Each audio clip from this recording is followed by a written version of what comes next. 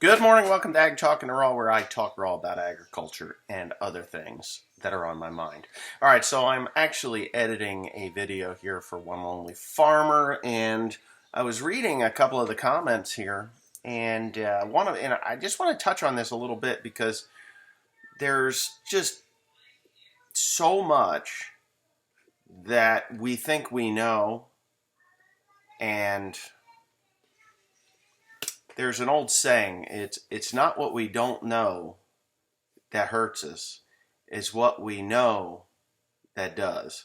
Okay, so I think that's how it goes. It's what ain't so that does. It's that we know that ain't so that does. I guess that's how it goes. So it's not what we know that hurts us, it's what we know that ain't so that does. Okay, so here we go. I've been doing a lot of reading, a lot of video and web courses on growing grain crops on a limited amount of inputs. They call it regen ag today. For the most part, it is carbon farming and how to make your soil feed your plant instead of the fertilizer plant feeding your plant. So there's a lot of people out there that think I'm a jackass, and the views and the subscribers that I've gained and lost, and the lack of interest in my channel since I've started down this path reflects on ignorance and the closed-mindedness of a lot of farmers that did or do watch my channel that think that my cheese has slid off my cracker. So I'm just going to be very blunt and very to the point here on this particular video, because when it clicks, like when it clicks in your head, what I'm talking about, you're going to be like, I think that crazy motherfucker must be onto something, because he's right. Now, I am in no way on the cutting edge of what this is going to be for me on this farm. And to be honest with you, if you want to farm with commercial fertilizers and everything else that you do, I will not judge you, because I am there. I am that guy. I did that for a long time, and I still to this day think that there's a place for it, but I don't know. I kind of like putting money in my pocket instead of somebody else's pocket. And when you learn what I've learned and what I'm going to be and have practiced in the past, unknowingly practiced in the past, and now going to, with the proper education, apply it in such a way that it will, it will benefit me in the long run. Like, you ever get to the end of a year and you're like, man, I earned $1,300,000 this year, but where the hell is it? Where is it? I didn't buy any property. I didn't really buy any new equipment that should have eaten $1.3 million. Where's my fucking money? And excuse my language, but that's how people think. And when they're in the back room in their shop or in their shop, and they're putting new shanks on their chisel plow, or new twist shovels on their chisel plow, new discs on their vertical tillage machine, and they're just like, where did all my money go? Well, the answer's right there. How about that fuel guy? We like the fuel guy. He's a nice guy, right? He comes to our farm. We have a little chit chat with him as he's filling our tanks up, and we write out a check for $10,792. For 2 fuel tanks that used to cost, $3,000 to fill. Wow, isn't that an amazing bit of holy fuckery, holy fuckery. So you got that. Yeah, and then there's the chemical guy. He's like, yay, we're gonna kill some weeds on 1,000 acres of row crops. Or the fertilizer guy. Now the fertilizer guy, he's like us. He's like, man, we gotta sell as much fertilizer as possible, but in order to do that, we got to have a price that's locked in. But, the funny thing is, with the high dollar fertilizer, and we're unable to lock into a price that offsets the cost of this fertilizer, herbicide, and diesel fuel. Oh, wait a minute, equipment costs and all that other happy horse shit. We're unable to offset that with a contract price. If you're contracting now, kudos to you, man. Your pen must be sharper than mine, I guess, and to put in literally 900 to or $850 to $1,000 an acre, $850 to $1,100 an acre, 1050. Let's go there. So I penciled in for the regular commercial fertilizer deal with the lime and the equipment and everything else that I do, and it's going to cost me somewhere around, if I was to do it that way, it would be $800 and some an acre. I know there's a lot of guys that have a little higher costs than I do. I'm using compost and other things like that, which, you know, is I'm going to explain here in a minute as to why I did that and why when I put it on that it doesn't invoke an immediate triggered response in my crop. There's a reason for that. So I can drive by my fields and be like, wow, I put that compost on and it just doesn't seem as though it's done anything. Well, that's true. It doesn't seem as though it's done anything, but it is doing stuff. So I'm going to get to this question or this series of questions in this comment section on my other channel. It says, how soon after you plant the beans are you going to burn the rye off?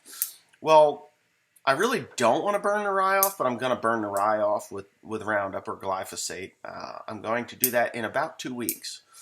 So I want those beans to be up, maybe about that high, up like that. And I want that rye to be blooming, elongated and blooming. All right. So with that, this guy, he responds, he says, will it be just kill the rye, or will you put some liquid fertilizer with the spray? If you put liquid nitrogen with the burn down, unless it's gramoxone, which will kill my soybeans anyway, but if you put liquid fertilizer with, say, Roundup won't work then because it burns the plant to the point where it can't translocate the chemical you're applying. So don't do that. You can put a little bit of copper salt or ammonium sulfate or copper sulfate with your, I would say ammonium sulfate.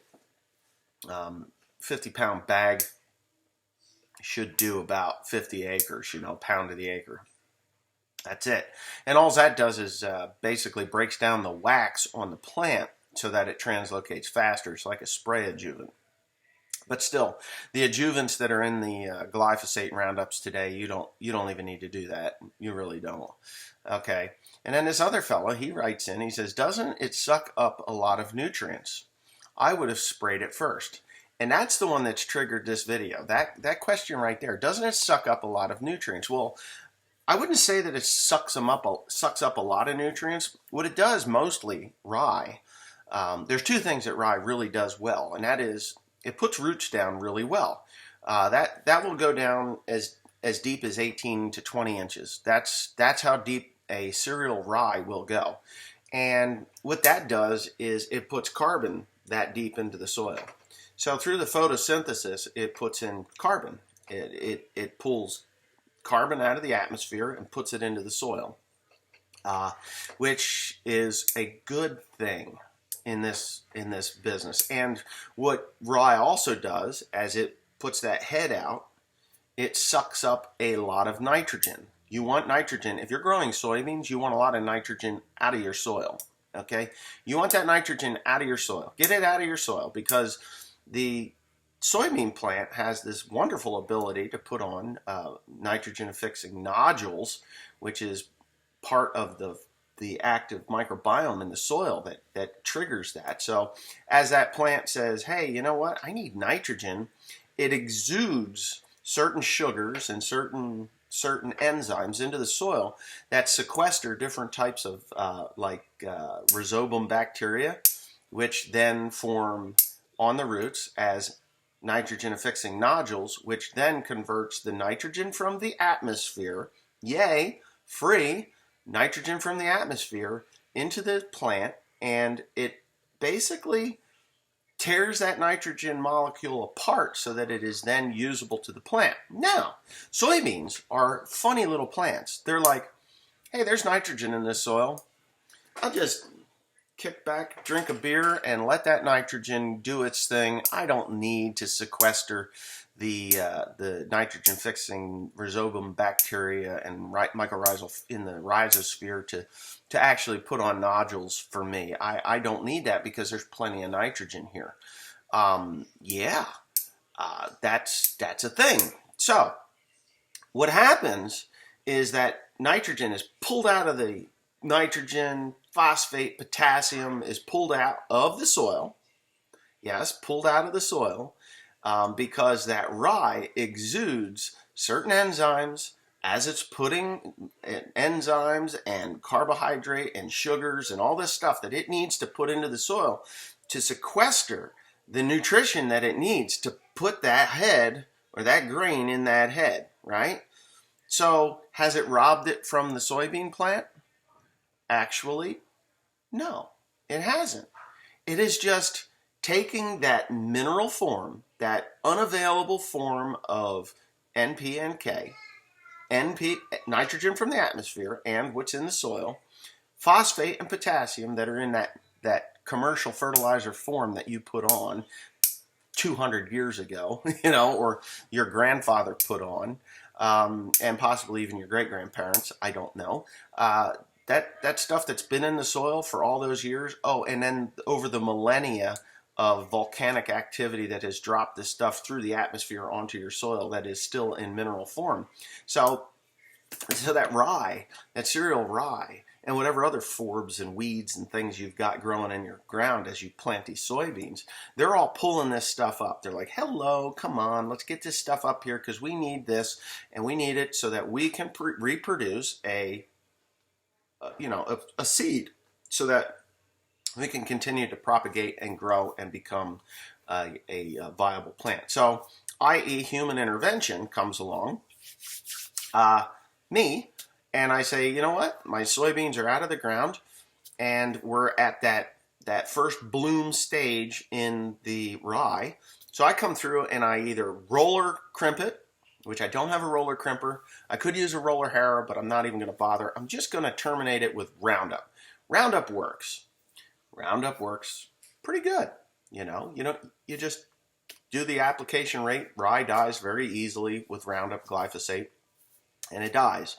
So there you go, right? So your microbiome in the soil is now being fed by the plant that you planted, the corn or the soybeans, mostly soybeans and cereal rye. You can plant corn through cereal rye as well, but there's a little bit of an issue there. So not an issue, it's just you have to add nitrogen because the sequestered nitrogen that's now in the rye is in the rye.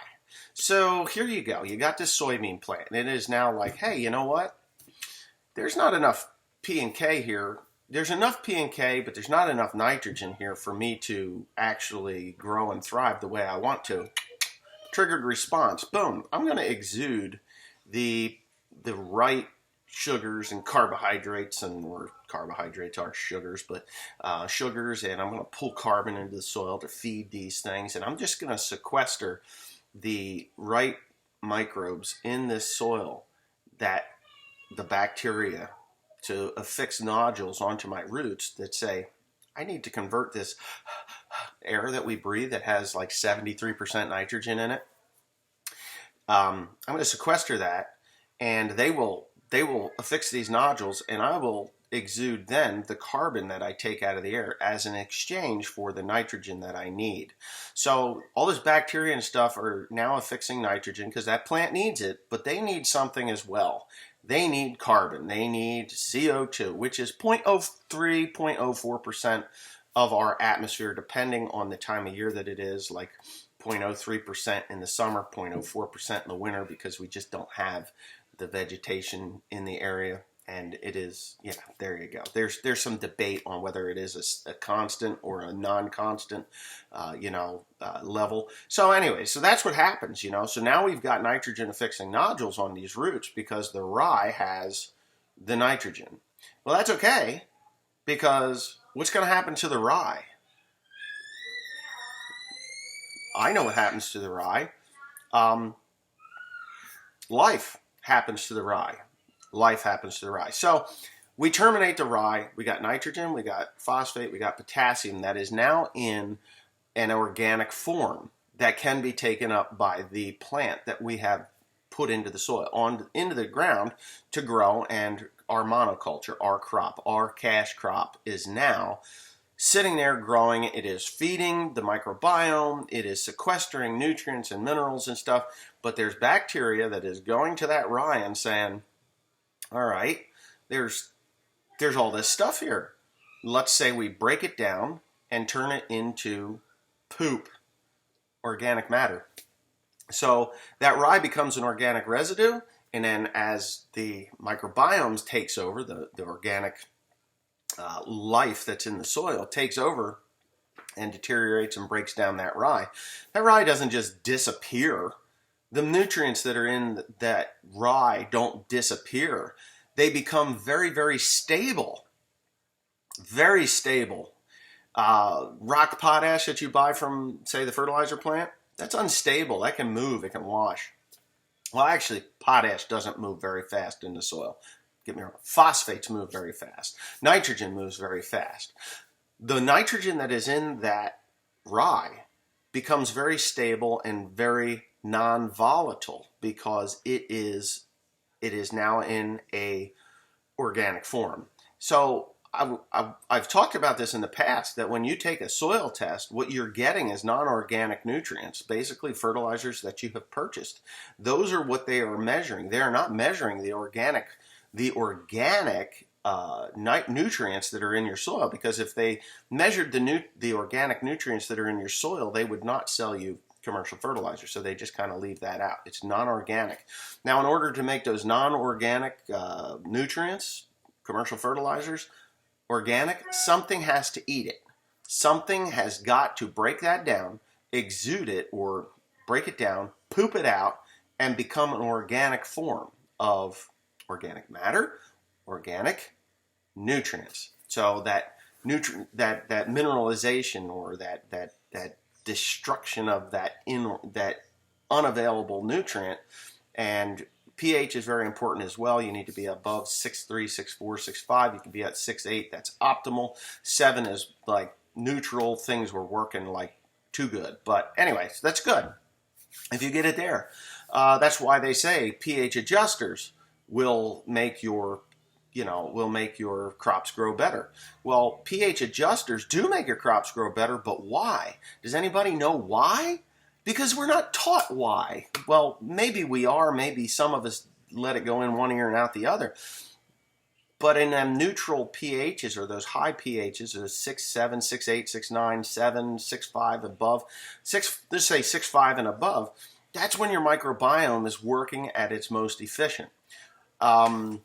So what sours the soil? Acid rain? Not really. What sours the soil? When you take everything off. So this guy says that he would have sprayed that rye to prevent it from robbing the nutrients from the soil. Well, when you spray that off early and you have no living root in the ground, nothing is feeding the microbiome. So that is why you're not getting that nutrient that's in the soil, or even in the rye that you grew. It's because you've starved your microbiome, and there's a huge die-off. And it takes a while for that to rebuild and regrow. And of course, the only living root that you have in the soil is your monoculture. And your monoculture is tiny, and it can only put out so much. Therefore, it really doesn't ramp up until later, and it's only sequestering certain types of bacteria and microbes in your soil, and funguses, mycorrhizal fungi in the rhizosphere. So that's why you want to have a living root in the ground as long as possible, just like planting corn. So I have an idea. It is a good idea. I need to put a biomass on, i.e. my mushroom compost. My mushroom compost is organic. It is organic residue. It is biomass. It is not organic matter until something eats it. So I put, for soybeans, 2 tons, for corn, 5 tons to the acre, and that has gypsum and lime in it, as well as a whole host of other micronutrients and nutrients that are in it, NP and K, nitrogen, which is not available until something eats it. That is a fact. And not until something eats it, and that's what we need to do, is we got to have something to eat it. So my compost is making these things are giving the living stuff that's in my soil something to eat until my crop is growing. So there's a lot of bacteria and fungus in that, and microbes and stuff. I have to get a microscope. I think everybody would be so interested in to see what kind of life is actually beneath our feet and in that compost, and how it feeds one another, feeds each other, and something is always going to eat something else. So yeah, like bacteria is eaten by tardigrades and other things, or no, tardigrades eat organic molecules. But there's just so much stuff that goes on beneath your feet. So when it comes down to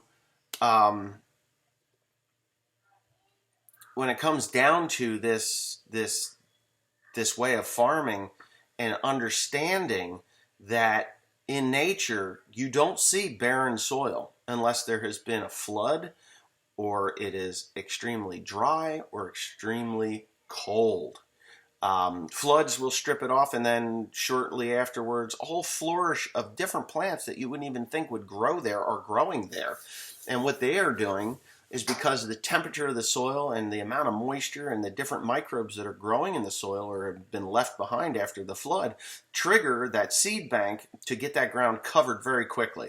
Usually it's a big leafy plant, and then the grasses come later, or it's grass and then leafy plants in different spots. Depends on what's there. So yeah, it's amazing. It is really amazing. So using commercial fertilizers, and like I said earlier, I'm not against using commercial fertilizers, but you have to understand, when you use those commercial fertilizers, you are not feeding your soil. You're feeding the plant. You're feeding the plant. Now, how do you make the soil feed your plant? The soil needs to be healthy, and when you have healthy soil, it all falls in place. Carbon, carbon, carbon.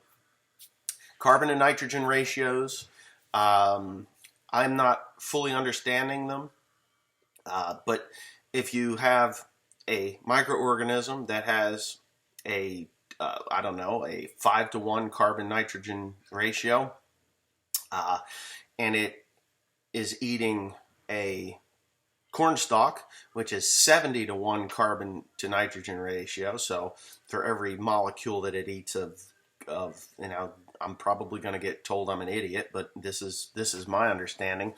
It would take 35 particles of that corn plant to sustain that microorganism, because it's 5-to-1, and so, or 2-to-1, whatever the hell it is. Maybe it's 2-to-1. Who the hell knows? Whatever.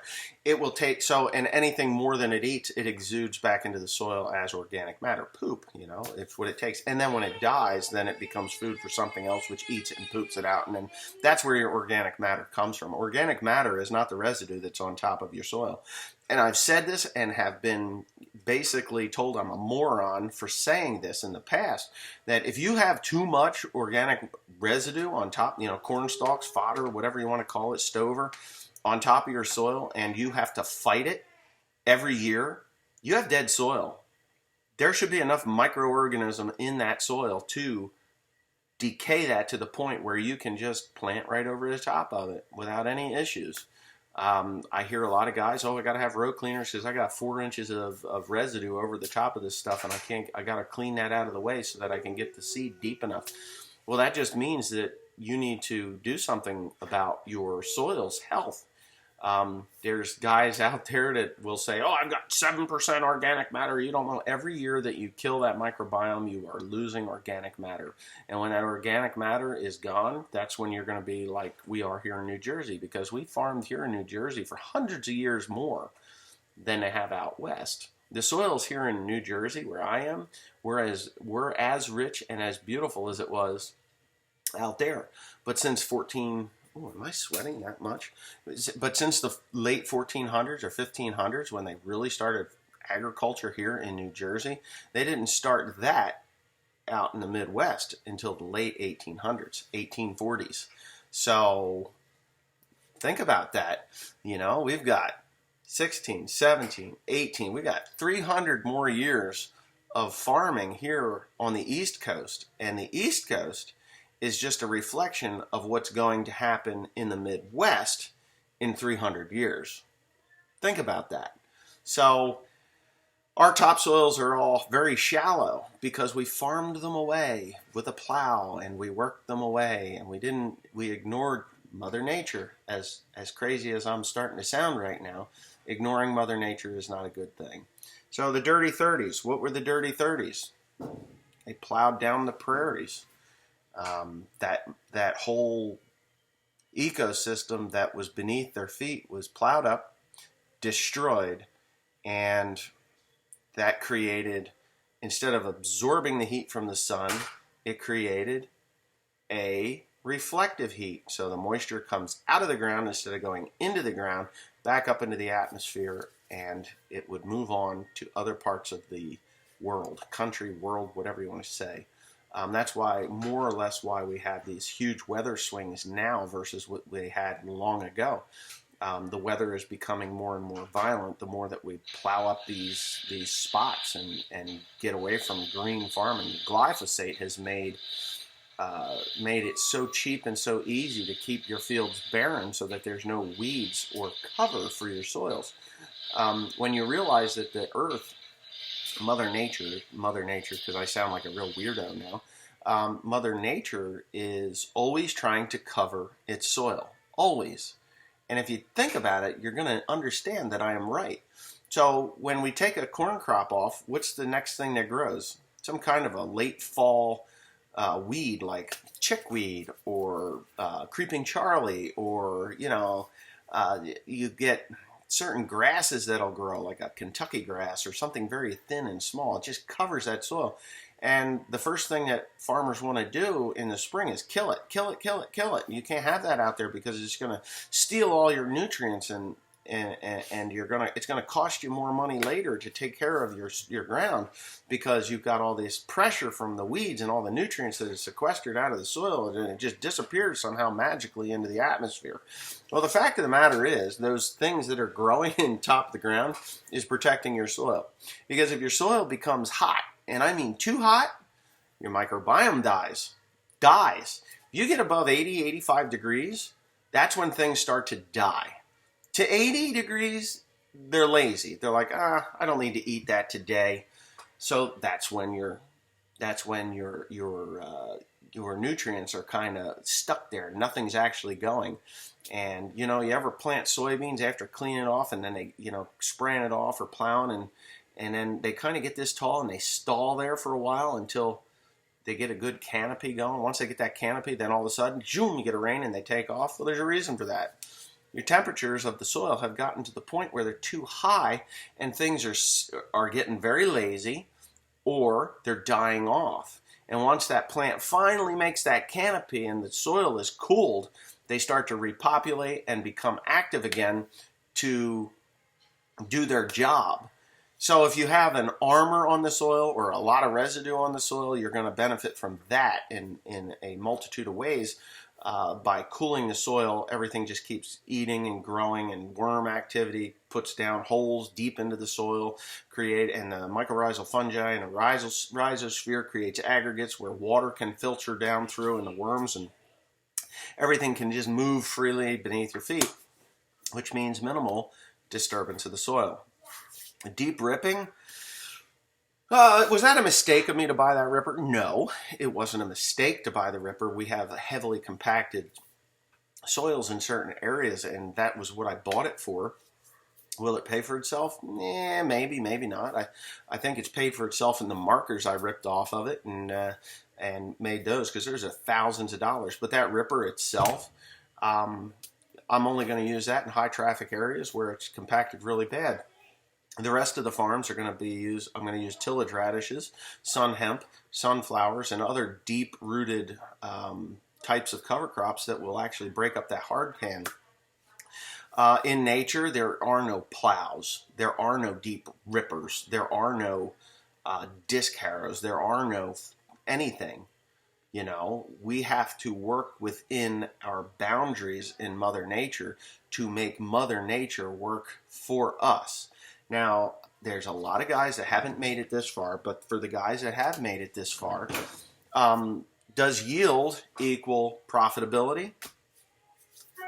Only if you're buying commercial fertilizer. It does.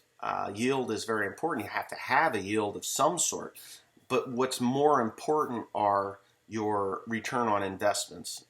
ROE, investment, ROI, return on investments. So your return on investment. So if it costs me $350 an acre to put in a crop that is going to yield me, say, 150 to 170 bushels to the acre, versus putting in a crop that is going to cost me 160 bushels to the acre to put that same crop in there, my return on it, but I need to have a minimum of 160 bushels, but I average out at 200, 210, and I've done that. 210 bushels, what have I gained? 60, 70, 80, 90, 210. That's 50 bushels to work with. Now, if I yield somewhere between 150 and 170 and it only costs me 60, 62 bushels to the acre and input costs, just say 60 because it's an even number, 60 bushel, 60, 70, 80, 100, and then another 50. So that's 50, 60, 70, that's 80 bushels that I have of money that's going to come to me. 80 bushels, not 20. Not 10, not 20. That's 80 bushels. And right now at, say, $7 a bushel, so 7 times 8 is what? 7 7 is 14. 14 is 28. So it's, that's a lot of money. It's 80 some dollars an acre coming back to me. Right? Am I correct? 80 some dollars coming back to me? I don't know. Whatever it is, it is. I'd rather have 80 bushels coming back. $80. It's more than that. Where the hell's my damn calculator anyways? I don't even need it. Where is that thing? Anyways, it doesn't even matter. You have the return on your investment is much higher. And that's just where it's at. If you're only getting 20 bushels to the acre coming back to you versus 80 bushels coming back, 60, 70, 80, 40, 80, double your money back. Double your money back. I'd rather double my money coming back to me on a lower yield, but a lower, the higher return on investment. I'm okay with that. I'm perfectly fine with that. And there can be farmers out there that say, oh, look at that guy. He did this stupid thing and his corn looks terrible. I'd rather have corn that looks a quarter as good as theirs or half as good as theirs, as long as I'm getting 2 to 3 times as much coming back. So, yeah, it'd be 100 bushels back, right? If it cost me 60 and I got between 160 and 170, 150 and 170, that'd be 100 bushels. That'd be 100 bushels. That's $600 an acre coming back to me. $700 an acre coming back to me. That's where that is, not $80 coming back. 100, it's $700. $600 to $700 coming back into my pocket. I know that there's a lot of people out there that's a pipe dream and a half's ass to have $700 per acre coming back to them. So on 5, that's $350,000 that actually ends up in my pocket from 600 acres of corn. How's that possible? Well, it's possible if you learn how to do it and what it takes to do it. Yes, there's going to be yield drag. Yes, it's going to take some smarts. It is. It's going to take some eyes and some brain and some ears to learn, see, learn, retain, experiment, and go. Just do it. And yeah, maybe you're going to have some people say that you're half-baked and crazy and they're going to try and rent your ground away from you. But the reality is they won't be able to, because you're going to have more money coming back into your pocket. And it works both ways. Like if they come in and offer $50 an acre or more for that ground than you can offer, well, you've got a rate of return that's like 10 times what they have. Return on investment is 10 times what they have, and then you just say, hey, you know what? You make a phone call, you call them up, you say, hey, here's how this is going to go. If you rent that away from me, I'm going to go rent your best ground away from you. And if you don't believe me, this is what I'm willing to offer. and I will go take that because, let's face it, money talks and bullshit walks. So why don't you just mind your own business? Don't worry about what I'm doing. Mind what you're doing, and life will be good. Because, you may be barking up a tree you don't want to go barking up. So, and that's how that works. So there's a lot of people out there that just they see something and they're like, oh, well, that guy's not doing it right. I'm going to go in and I'm going to do it right. Well, I'm kind of that way too. I mean, I've done that too. I'm doing it right. What is right? Right? I mean, there's like the ultimate question. Is what I'm doing going to be right? It's going to be right for me. It's not going to be right for you, maybe. Maybe you like buying the guy down at the fertilizer plant a new pickup truck every year in bonuses because you spent all that money. Maybe.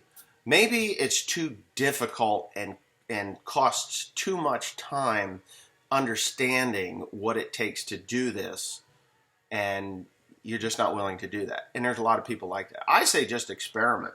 And with these prices of fertilizer and stuff, holy moly, I don't know how anybody can afford to do anything at this point in their life with the fertilizer costs, seed costs, and everything else.